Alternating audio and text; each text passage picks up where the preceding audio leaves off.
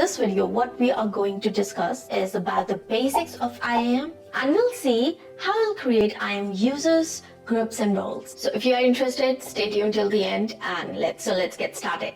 So the first is, what is IAM? To host an application in the cloud, you need to secure your access management through AWS IAM.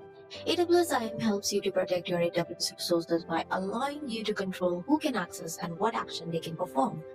With the principle of least privilege, you can define specific permissions for users, groups, and roles, and you can assign temporary access. With the centralized management, you can fine-grain permission and grant right access to the right people at the right time.